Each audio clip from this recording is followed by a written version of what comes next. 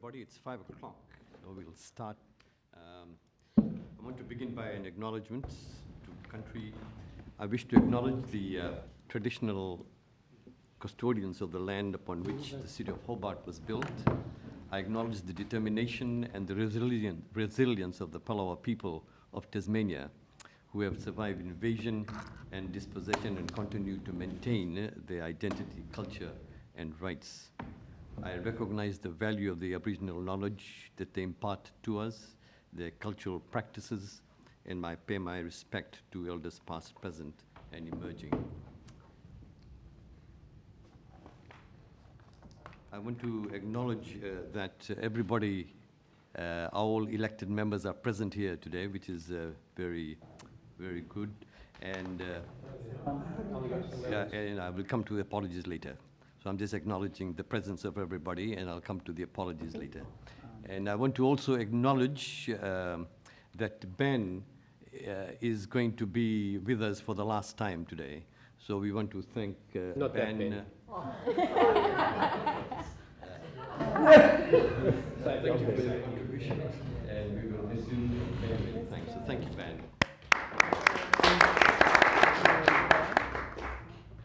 Okay, we will now take the agenda. Apologies and leave of absence. We have one, Councillor Will Coates, for apologies. Confirmation of minutes. Someone like to move? So moved. Moved. All in favour, say aye. Aye. Those against? Carried unanimously. Consideration of supplementary items, any? No. Indication of pecuniary and conflict of interest, are there any? Yes, Chair, for item 6.1.4 for me. 1.4. Thank you. 6.1.4. Yeah. 6.1.4. Transfer of agenda items? No. Planning Authority item, consideration of items with deputation. Someone would like to move? Moved. Moved. All in favour? Aye. Those against? Carried unanimously. Committee acting as Planning Authority, I once again refer to Rule 25 of the Local Government Meeting Procedure that we now put on the Planning Authority hat, and therefore come with an open mind to consider these applications before us. 6.1.1. We have a deputation. The last time, you remember when we were here 2 weeks ago, we had the presentation informally from the representatives who were here, and those points were noted by our acting director, and she has circulated that. So please do note, those who are not here, that those points have been taken into consideration. I will now call upon Amy Watson, the applicant. Thank you. You have 5 minutes, and when it's about 30 seconds left, I'll let you know. Thank you. Thank you. Amy Watson, Maverick Builders designer. I get nervous when I speak in front of anyone, so this is great. So when we were here 2 weeks ago, both the neighbours were concerned with density and scale.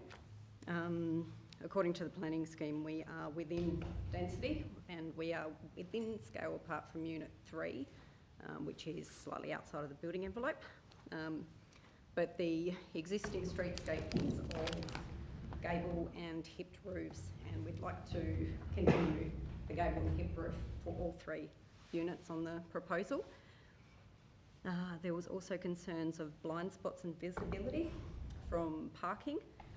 I can't see that there's blind spots from entering and exiting Unit 65 Bay Road. And our engineer, Howard Reed, has confirmed that the parking is adequate and achievable. And there'll be a more detailed civil plan for that to comply with the building code. There was also concerns with trees at 61 Bay Road. We acknowledge that, and we're more than happy to provide a tree plan to ensure that we're going to protect the roots.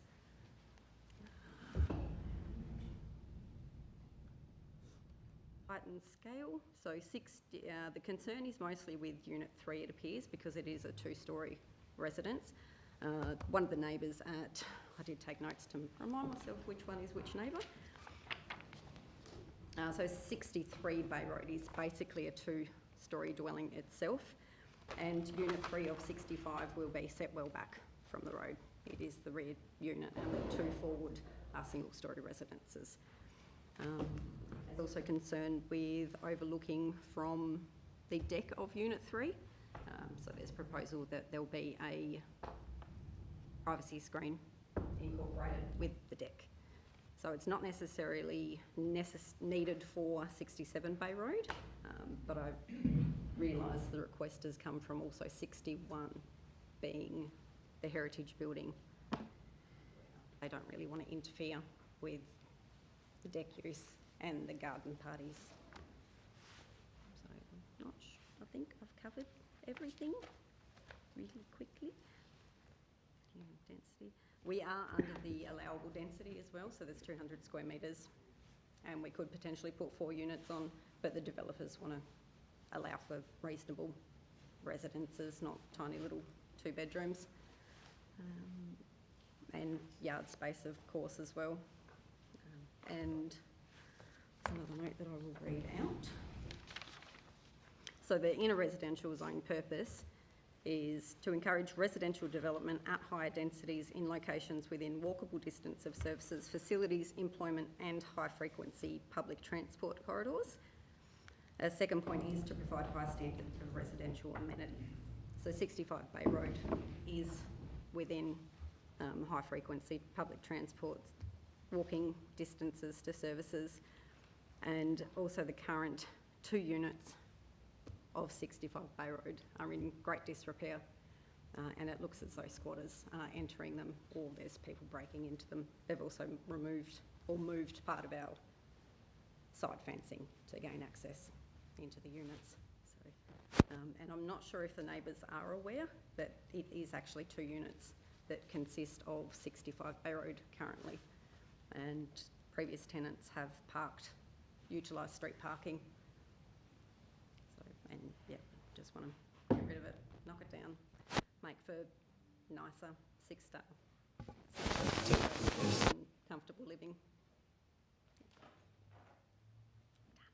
Okay, Amy, thank you so much for your presentation. Any questions? Okay, so Councillor Passal. Thank you. Are you happy to engage with an arboriculturalist as opposed to an arborist to ensure that the trees behind on the heritage property are protected? I guess so, yes. Yep. Excellent. You're happy for us to condition that in if that's possible. I'll ask the director later, but you're happy for us to condition that in? Excellent. Thank you.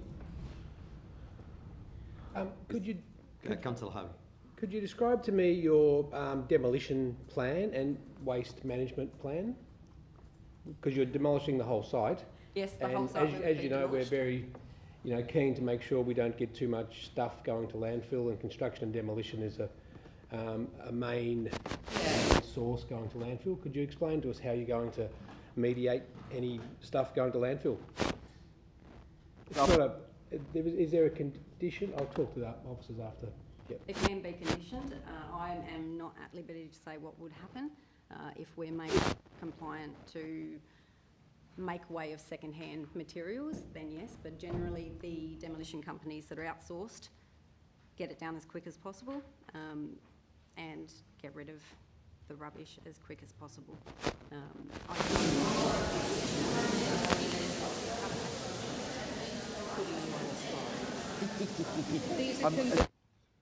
Yes. No, I'm sure everybody here is on side. I'm more thinking about visual noise.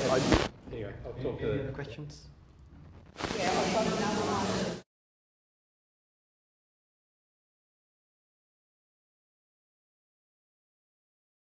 That elected members would like to.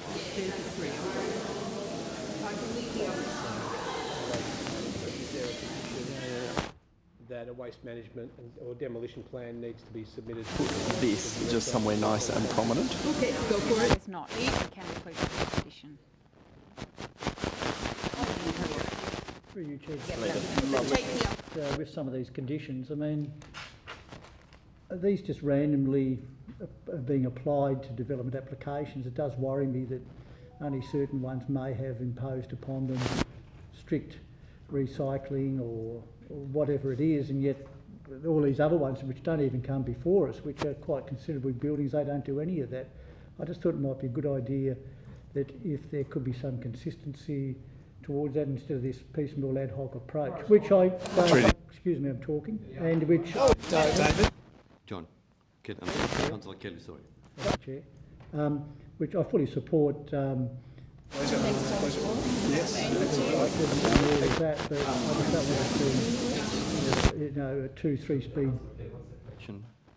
The question is there going to be a uniform set of conditions that will apply to demolition works? Through you, Chair, we have sought legal advice from our internal team about the ability and extent to which we can condition for this very situation, and also including the multiple dwelling in a more built-up area. And there is a specific provision in the plan that allows to condition for, particularly in the construction phase. That's very clear. So we are going to move towards more of a consistent condition to encourage what can actually be a fairly straightforward process for people to sort waste on site and take it to our facility and separate the waste in that way. So that will apply to all development applications for demolition, right across the board, from ones that come to us that don't come to us? That's my expectation. We will get there. We haven't done that body of work yet, but we will, yes. Okay, thank you. Yeah, just to respond, probably more than 10 years ago when we started looking at this, and it started off with advice, and then it did move to a condition within the planning scheme. It's probably longer than 10 years ago. Because I remember, because it was my initiative, and it did make its way into into development applications previously, and I'm just surprised that we're no longer including it in these development applications. Any other questions? Lord Mayor. Yeah, can I just ask a question? Just to clarify from the Director that this type of urban infill is basically what the state plan requires for zoning. Through you, Chair, if you're discussing the Tasmanian planning Yep. scheme, of course those provisions don't apply to us yet. We are probably about 6 months away from those provisions coming into effect in our municipality. So we have to in our view the current scheme provisions for density and the like. So this sort of type of development is absolutely envisaged by the current planning scheme. But I guess once we do transition to the state scheme, this is the kind of proposal that's going to be required for inner city residential. Through you, Chair, that's my broad understanding. I have to admit I'm not as across the state planning provisions as I probably should be at this stage, but that's my understanding that's definitely where we're heading. Just a question on Runnymede. So, that is a very special site, and I'm just, I guess, seeking some reassurance about the engagement of our heritage staff in looking at some of the issues around views, and were they quite active in this process? Through you, Chair, I'm not sure that the scheme doesn't provide for protection of heritage properties which are adjacent to a development site. What we have done is assessed the impact on that property through the building envelope provision. There are two issues that fell out from that process. One is the protection of existing vegetation on site, and we've included a condition in the proposed conditions addressing protection of those trees, and the other one is including additional landscaping between this development site and the Runnymede property, which will, to the extent that we can, provide some separation and protection of that heritage property. That's really as far as we can go. Yeah. So it's not a heritage precinct as such? Even though Runnymede's there, it just sits on its own. Okay. Any other Councillor Passol? Thank you. Just the Director, through you, Chair. Is arboriculturalist conditioned into it, and can we condition it in to an approval? Through you, Chair, yes. After the feedback that was given at the informal meeting last fortnight, we have included a condition which is on page 46 of the agenda, which talks, I think it's 46, no, that's the landscaping plan. So page 45. third time lucky, which talks about engaging an arboriculturalist to do an assessment and identifies all reasonable steps which can be taken to protect the root system of the trees on the adjoining property. Thank you. Chair, just in light of the commentary and the expert report before us, as well as the deputations provided, I call that we approve this item. I think that the density is great for the city. Any more dwellings that we can squeeze into inner city is a good thing. And I think that a lot of concerns regarding the heritage building and property adjacent is really well mitigated with landscaping plans and particular protection of those older trees that are so important to Runnymede. We can't do a lot more than engage arboriculturalists to ensure root protections are undertaken as best we can. Obviously there's no guarantee because it's a living thing, but we can take as many steps as possible. So I think that most of the concerns should be ameliorated through the steps and the conditions provided by the expert staff. So on those grounds I'd move this item for approval. Is there any other discussion, debates? Just been reminded that there is a waste condition. I'll move that as an amendment. Yeah, please. That the waste recovery and diversion from landfill plan be completed to the director's satisfaction. Okay. I'm happy to accept that into the approval. Yep. Okay, thank you. Now, any other discussion with that included? Okay, well, if there's no other discussion, put that recommendation. All in favour? Aye. Those against? Carried unanimously. Thank you. Okay, we move on to the next item, 6.1.2, 31 Parliament Street, and we have the representative, Len Irino. Thank you, Len. Welcome. My name's Len Irino. I represent the trustees of my late mother's estate. If the council pleases, I've taken the opportunity on this occasion to put something to print for the sake of clarity and brevity in relation to addressing the council on a number of issues that I'm concerned about this particular development. And I do apologise for the lengthy submission, but I think it's important that I put before the council some issues that would concern us and a number of other objectives. I would point out, and I'm sure the council is aware, we're one of 9 objectors in relation to this matter. And I'll commence my views. Over many years, my parents have resided at Princess Street in Sandy Bay. The rear of the property adjoins the eastern boundary of the proposed development of 31 Parliament Street. Princess Street is bound by Parliament Street. The area architectural style and scale is predominantly a building form of single-storey and reasonably dense urban development with modest small to medium scale houses. As I mentioned before, we're one of 9 objectors in relation to the proposed development, and we're at odds in relation to the existing historic streetscape of Parliament Street and its surrounds. The proposed development is in a heritage precinct. The existing dwelling is an individually listed single storey, which I can best describe as charming Victorian rustic workers' cottage. Inter alia, it has a special association with the life of or works of persons or of importance in Tasmania's history and important and exhibiting particular aesthetic characteristics. The Hobart Interim Planning Scheme aptly addresses, in my view, the heritage values of this area.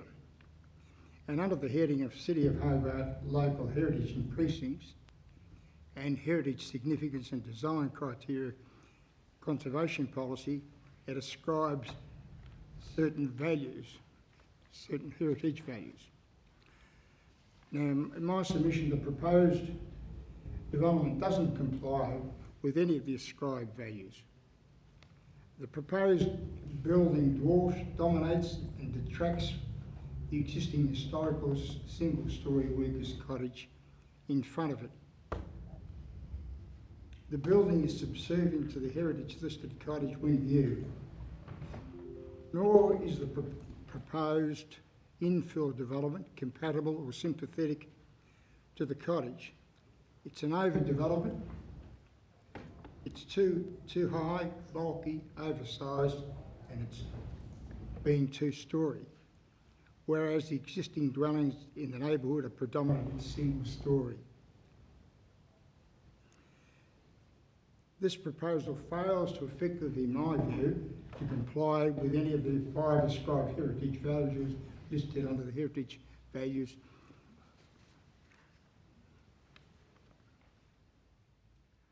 My submissions are aptly, I consider, particularised in the Planning Committee's meeting agenda, attachment A, pages 114 to 115. Finally, in respect of the heritage matter, I pose the question to Council: if there is no effective prescribed heritage compliance, then Council ought and should use its discretion and rightfully reject the application. Close enough is not good enough. The Council has a responsibility and obligation to its future generation to demonstrate compliance with the standards for the local heritage. This is a bad development. This should not be a precedent for overdevelopment of a predominantly single-storey area that is heritage listed.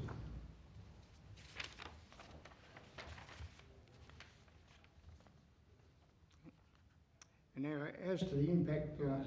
30 seconds left. Sorry? You have 30 seconds to go. Oh, 30 seconds to go? Yes. Okay. Well, look, I'll be brief. As to the impact of Princess Street and the adjoining properties, height and bulk cause afternoon overshadowing. There is no overshadowing diagram that would have provided a visual model of how the proposed development will cast its shadow over our rear yard. It also means a loss of daytime light, particularly from mid-late morning to sunset. Currently, there are plans being considered by my sister residing in the property on a full-time basis to add an addition to the rear of the property of approximately 20 metres, and that would include amenities such as a new kitchen, family living room, amenities of bathroom and toilet, and an open area of private space. This will effectively mean a reduction of the southern boundary to the proposed development. Okay, Len, your time is just about over. Just make one final point. Well, one final point. The proposed development could clearly result in a loss of privacy, use, enjoyment for the backyard and all the adjoining properties. Thank you very much. Thank you. Now, are there any questions? Thank you. No questions. Thank you very much for your Thank you, sir. presentation. Thank you. We'll have the applicant now. Monty East, thank you. Monty, you have 5 minutes, and when there's about 30 seconds left, I'll let you know. It's my name.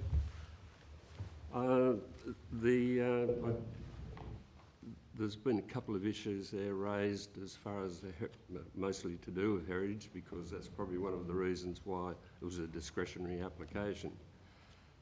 As far as bulk of the building is concerned, it complies with the planning scheme. It fits within the building template, planning template. So as far as height and bulk is concerned, it meets the requirements of the planning scheme. In regard to the heritage matters, the permit itself has been conditioned to an extent where we will need to come back and provide better elevations to the building, and we're quite happy to do that. And that will be part of I'm not quite sure how it's been regarded as, but it'll be submitted to planners for their approval. And we're happy to do that. And I think as far as the application itself is concerned, I think the statement conclusion that the proposal satisfies and complies with the performance criterion of the planning scheme, and I think my client would just like to say a few words. Thank you. My name is Georgia. I am the applicant. Can you just put the mic close to you, please? Otherwise, we can't hear you. Thank you. And my dad lives next door at 29 Parliament Street, so it is a titled block that I'm hoping to build on to live next door to them. My dad also owns the cottage in front, so we're not aiming to devalue the cottage at all. And I think, yeah, Monty has said the rest, so thanks for your time. Thank you. Thank you very much. Now, are there any questions from the elected members? Lord Mayor. Just around the front fence, there's a suggestion, obviously, that you're going to demolish it, but there's a bit of a question about what the plan is for its The recommended conditions of the permit ask for that to be addressed. We're not quite sure how we'll do that at the moment. It's a bit a radical move from what's on the drawings, but we'll consider how we carry the fence right through with gates. So it's a matter of looking at that and coming to a solution. Any other questions? No, thank you very much. Greatly appreciated. You may take your seat.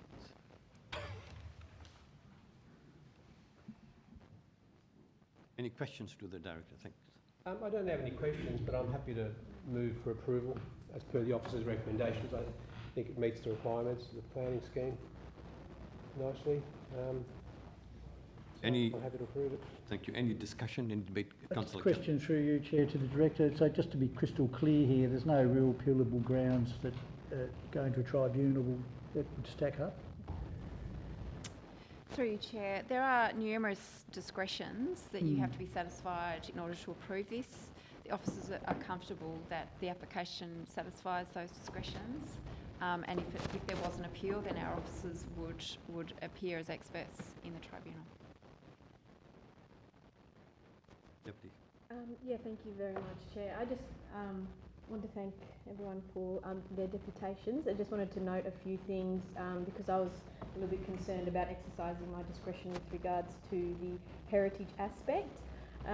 But I do note that it's acknowledged that the cottage largely predates the majority of the surrounding later Victorian and Federation development. However, it's considered that it demonstrates some of the earlier development of Sandy Bay prior to its suburban expansion, when it was substantially an agricultural area. I did also want to note that the outbuilding shown for demolition is made relatively high, and there was little cultural merit consisting of weatherboard, and they were able to construct and it just goes on, the report goes on to say some more things which really I'm content with approving this based on the qualified advice. Thank you. Thank you. Through your Chair, to the Director. A bit more information about the fence. I've read kind of the officer's interpretation here, which says that the portion of front boundary fencing shown for demolition does, however, contribute to a sense of defined street boundary edge, and it's not individually of heritage importance, but its role as boundary treatment is a contributor to the sense of completeness. I've just had a little street view of the site, and it looks like it's just a... is it the low fence or is it the high fence? Because Through you, Chair, my understanding is that their main concern is with the... so there are two dwellings being approved, and that there's a proposed arrangement for those dwellings to be separately fenced off, and to sort of use non-heritage terms, it's just a bit fiddly in a heritage context, and it's my understanding that that's the Heritage Officer's main concerns. I got the impression, sorry to interrupt. No, please. I got the impression the heritage officers were also concerned about that the little low fence, which it does, might be replaced by a big sort of modern fence, which would take away from the street character of the little cottage. Through you, Chair, I'll just double check what the conditions that are proposed to be included on that front. Yeah. Oh, it's not moving. Okay. the high fence. besides the low fence? Excuse me, there's no interaction in there. Sorry. You've had your 10, thank you. My apologies. While the director is looking for this particular piece of advice, I'm not sure how to kind of alter the recommendation, but assuming and looking at the plans, assuming this applies to a nondescript, I don't know, 5'8" timber fence, and not to the rail and post which is outside the cottage, I think that it's kind of overstepping Heritage's role to require some sort of condition around that fence, given that it's not listed and it's not immediately associated with kind of the heritage feels of the cottage. I don't see the relevance in forcing the applicant to make changes. Chair, perhaps if I could ask Mr East to just clarify whether it's the front fence is being demolished. I can't see that as being identified for demolition on the demolition plan. Would you like the to... Small, the low white... Come up to the table.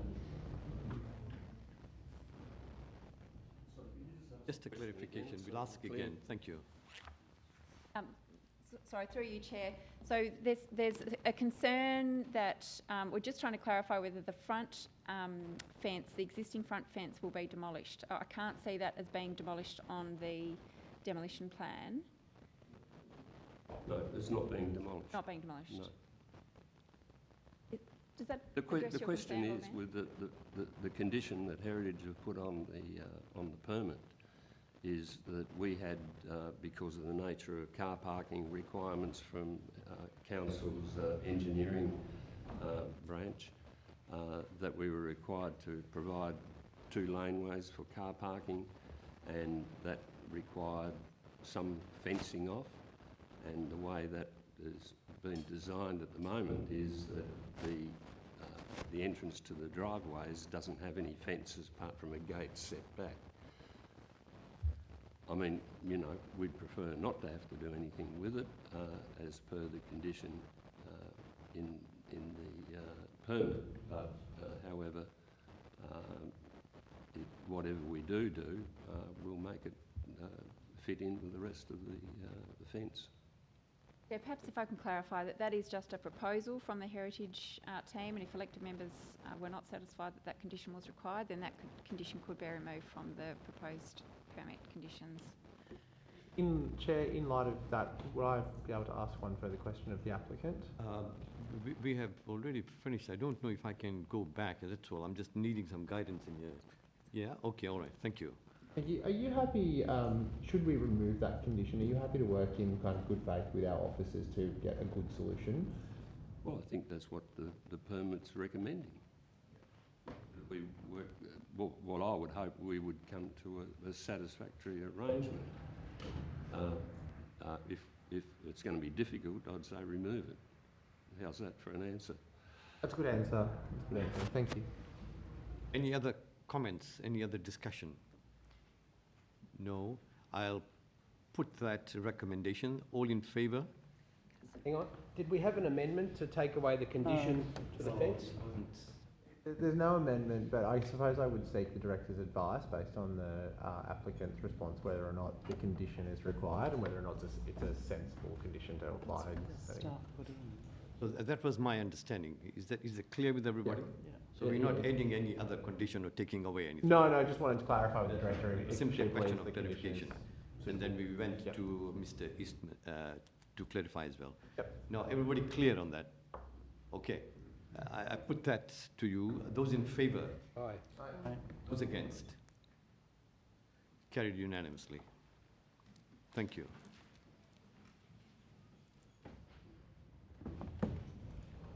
Okay, the next one is 6.1.3, 42 Newdicott Street. And we have Patrick Carroll, who is the applicant. Thank you, Patrick. You have 5 minutes, and when it's about 30 seconds left, I'll let you know.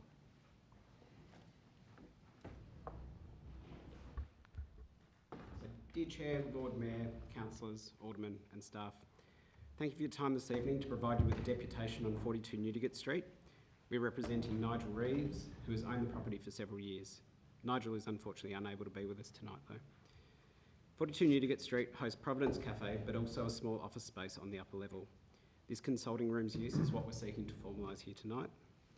You've all had the opportunity to peruse the application documentation and review the officer's report, and unfortunately the application has not been supported by Council's officers. The application will be determined on interpretation and opinion. We feel that we have put together a strong application on both planning and legal grounds, and you've been supplied with the submissions we have made to Council officers during the application process. These submissions outline in both planning and law why the application can be approved by you tonight. The drafting of the interim scheme at table 11.2 is poor and prone to ambiguity. Our submissions outline where the drafting is open to that interpretation. There is no residential use at the site. One has not occurred for more than a decade. While it is approved for residential use, any use can cease.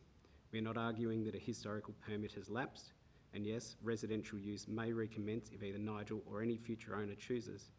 However, today, and for the last decade or more, it has not been used for residential purposes.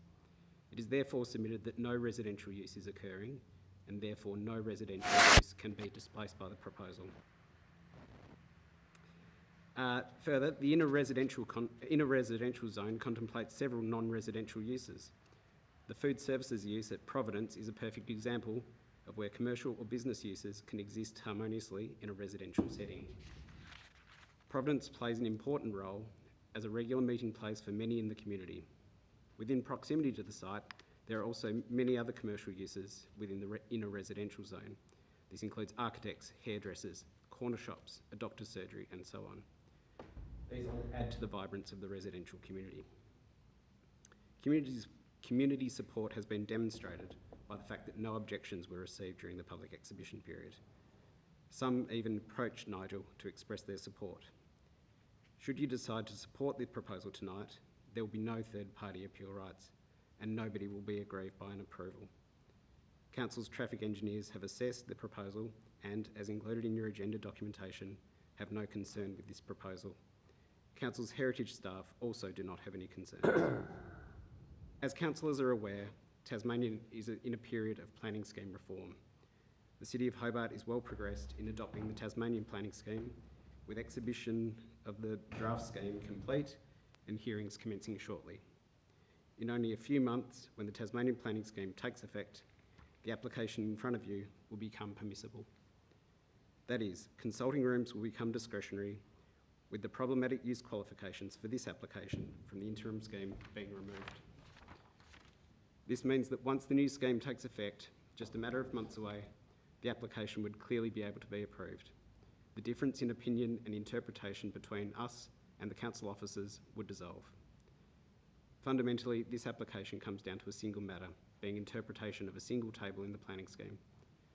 Council officers have provided their opinion. Paige Seeger, who are some of Tasmania's most experienced planning lawyers, and ERA Planning Environment, some of the state's most experienced planners, have provided ours. You have received our detailed submissions on the matter. In our view, there is a clear pathway in which councillors can approve the application you have in front of you, and we seek your support. So in conclusion, the drafting of the provisions is prone to ambiguity and open to interpretation. There is a planning and legal pathway in which you can approve the use tonight, and no objections were received. I would welcome any questions from the council, and if there are none, I thank you for the opportunity, and also thank you, Ben, for all your service to council. Carol, thank you for your presentation. Now, any questions? Just a quick one. Councillor Harvey. Why didn't you just wait 6 months? This is in response to enforcement action taken by council. Trying to resolve the matter as quickly as possible. Any other questions? No. Thank you so much for your presentation. Appreciate it. Councillor, Deputy Lord Mayor. Yeah, thank you, Chair. I'll reserve my right to speak, but if this refusal fails tonight, I'd like to just foreshadow a motion for approval, and I'll discuss the conditions later. Thank you. We just move for approval. I'll just move for approval now, if that's okay. Okay. Yeah, Councillor Lochbecker. Thank you, Chair. Just through you to the Director, just got a question. Do we have it in our power in this committee to defer compliance action until after the new planning scheme comes in? Through you, Chair, that would not be my preferred approach. I mean, we progress compliance. We have the council has a statutory obligation to enforce its planning scheme, and so there would have to be a good reason to not take any action. Yeah, that would not be my preferred approach. Thank you, Chair. Any other questions to the Director? No. So everybody happy with that foreshadowed motion that was put? Should I'll we? just move for approval on the basis. I just move for approval. Yeah, I'll just Okay, move it thank if you. that's okay. All on right, the so basis let's of the debate. the basis of the memo that was sent to us, and Could you read it it's out, right- please, so that everybody's clear? Mr. Carroll, thank you. You can go back. Thank you very much. Appreciate it. On the last page of the memo that we've all received, page number 14, the use and/or development must be substantially in accordance with the documents and drawings that comprise PL 2458, and then the reasons for conditions PL and 17. And the reason for condition to ensure that the non-residential use does not reasonably impact residential amenity.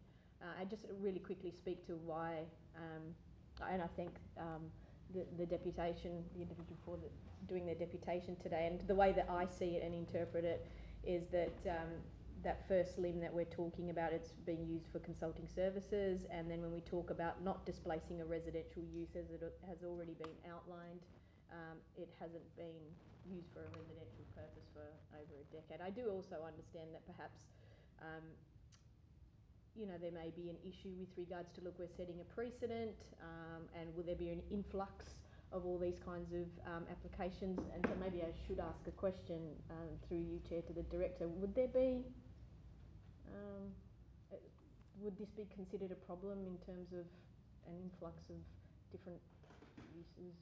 Through you, Chair, as we always say, there's no precedent in planning. Every application is considered on its merits. So if the elected members were minded to approve this application tonight, I don't see that as problematic in the longer term. Great, thank you very much for that. I appreciate it. Yeah, so I'll like to move for approval according to what I've said. Thank you. Thank you. Now, any other? Councillor Passal. Thank you, Chair. Look, for me, I'm happy to support the overturning of the recommendation from officers at this point. And I think that the bit that really sort of got that argument across the line for me was the adjunctive use of the planning scheme compared to the disjunctive use elsewhere, which seems like legal conjecture between two qualified professionals.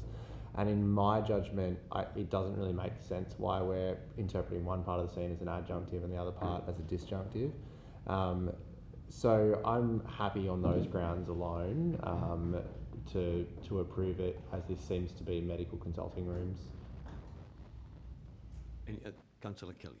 Yes, look, I just think this situation, it is unusual, and I do understand there has been some similar cases where buildings or business have been able to continue here, but very grey, and that's all part of this whole thing. But look, when you get everything stacked up, like you've got Page Seeger, who are premium lawyers in this field, as far as planning goes, you've got ERA Planning, who are as good as any other planning organisation. There's been no objections from the neighbours, there's no displacement. It's North Hobart, that little part of North Hobart is unique. You've got a hairdresser just up the road, an architect 50 metres along, corner shops, doctors and all that, and there is no, it works into the fabric of the whole place as well. I mean, the ridiculous situation would be if this business from upstairs was put out onto the street, and there's an acute shortage of office and consulting rooms at the moment, especially in this inner city area. The joke about it would be that in 6 months' time they would be able to go back up there with some discretionary being made. So look, I just think it'd be absolutely ridiculous not to allow this in these circumstances, which are extremely unique for these businesses not to be able to continue up there. Thank you. Zuko. Yeah, just a question through you to the Director. The building would have existing use rights for residential upstairs, or not? Through you, Chair, the phrase existing use rights has a fairly specific meaning in planning law. I wouldn't say that existing use rights apply to this property, but it does have, if somebody wanted to start a residential use tomorrow, then they could do so. They'd have to put an application in through you? No, they wouldn't. I wouldn't. Okay. Look, I just want to just make this point. One of the problems that could arise is under the building code, in the sense, and I know we're talking about planning, but I just wanted to just highlight this. You've got a cafe downstairs, and having a residential component upstairs actually brings in a serious issue under separation. Fire separation, Yeah. So, look, I think that's one of the things we've got to sort of take into account going forward with some of these things under the thing. I know we're going to look at it under planning, but even if we approved it under planning, there might be an issue going forward for actually having a residence up there, and that's why maybe it's best to look at the illegal use that's been there for a number of years. I understand that, yes, okay, in 6 months' time the scheme changes. I really can't see an influx, because at the end of the day, by the time anyone else puts an application in now, it'll be basically dealt with under the new scheme. So I'm happy to support the motion, irrespective of whether or not we get slapped for being naughty in the interim. Councillor Lohberger. Thank you, Chair. I just want to make 3 points, I guess, quickly. I feel it's worth stating the owner's done nothing wrong here. In fact, the owner's trying to do the right thing, and it appears to have been penalised just through a quirk of the scheme. They're not displacing a new resident, or any residents at all, and this use will be an allowed discretionary use within 6 months. And on that basis, I'm happy to support the Deputy Mayor's motion. Any other comments? I just want to make one observation. I think the arguments presented by both the parties are pretty strong, both the arguments, both from a linguistic point of view and also from a legal point of view. Now, the issue for me here is not based on the fact that there was no objection, therefore we can approve it. That is not a planning criteria. I am of the view that we are looking at the planning rule in here, and the planning rule has a test that has 2 limbs, and the one limb is simply saying if, only if, and then the second limb of that is saying only if not. And I think the discrepancy, the inconsistency of the planners need to be put into the context. And in the context was when they have made those decisions, taking the argument of the conjunctive and the disjunctive arguments that have been presented, that it was used in the context where it clearly stated that it was when the rule said only if or except if. That was the limb that was used. There was no second limb that said only if not. And I think that is a very important legal point anyway for me. Taking that into account in the argument presented and the evidence, I, even though want to support this, considering the fact that in 6 months' time they will have it anyway, I'm obligated to look at the scheme under the rules you're looking at it today, not in 6 months. It's not a futuristic decision. And therefore, I have difficulty supporting this, even though I want to. But under the planning rules, I hold a different view. Thank you. I put that to vote. Those in favour? Those against? All in favour, except Yeah? Councillor Dutton. All right, thank you.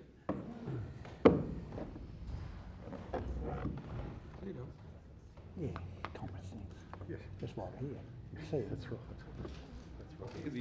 The next one, 6.1.4.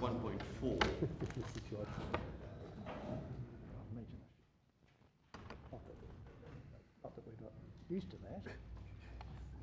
Happy to move the... Happy to move? Moved.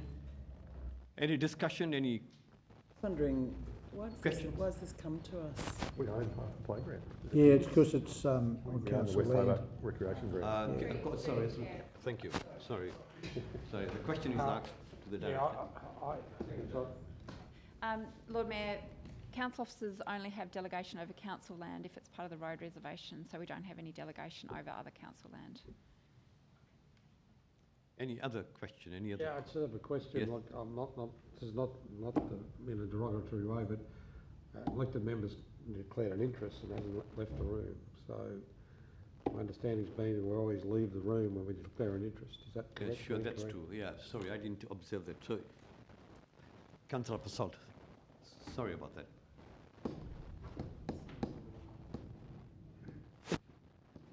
Thank you for that. I didn't have my eyes on, so I didn't see.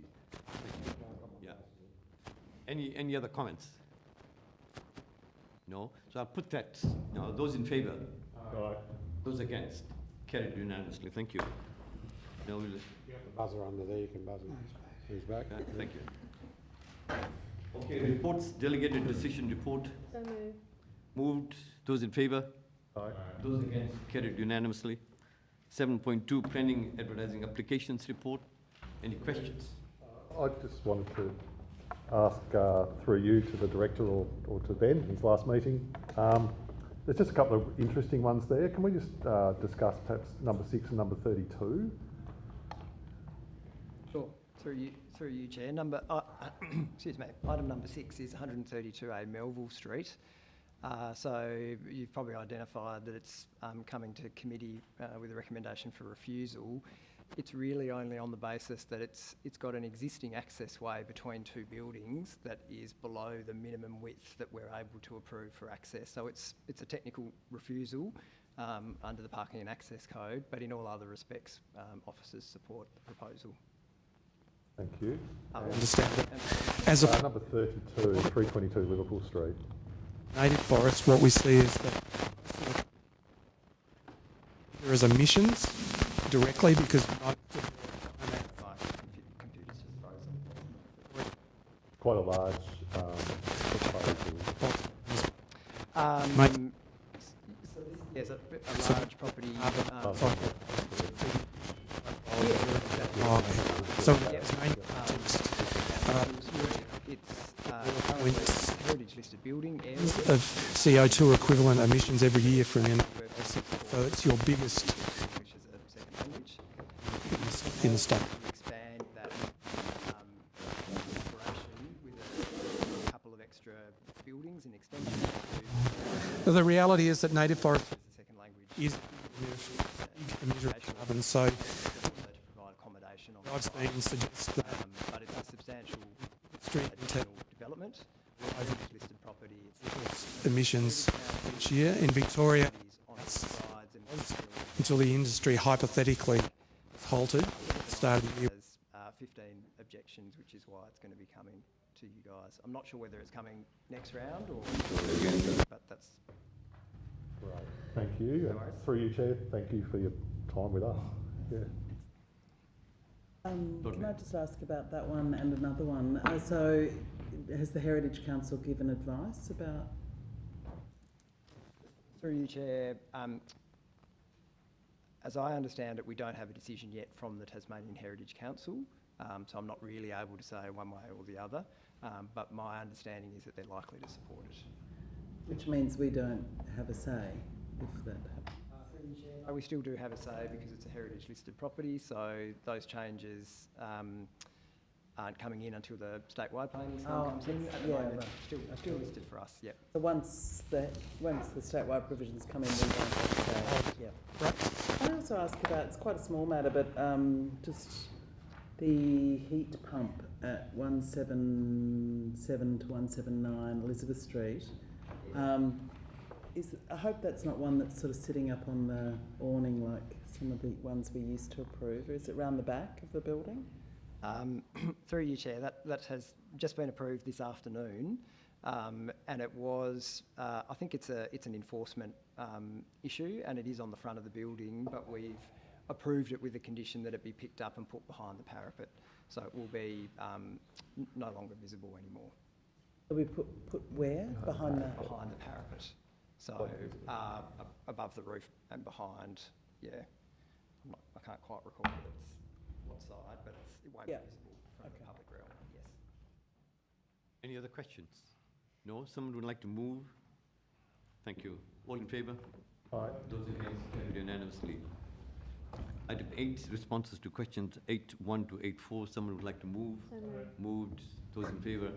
Well, again, no, carried unanimously. Questions without notice? No question, no, Oh, I'm sorry. no, I don't. Deputy. We're just sorry. I'm sorry. I don't know why I said moved. I just wanted to say something. Sorry, it wasn't a question though. I just wanted to say thank you to Ben for his time here. Personally, for me, when I started last term, yeah, you've been a wealth of knowledge and being able to send you emails and ask you various different things and come and personally have a chat with you as well. And just getting my head around all the planning stuff right in the beginning of being elected. I just want to thank you for your time and all your effort. Thank you very much. We express that sentiment on behalf of everybody. Thank you so much. Greatly appreciated. Okay, someone would like to move that we close? So moved. Moved. All in favour? Aye.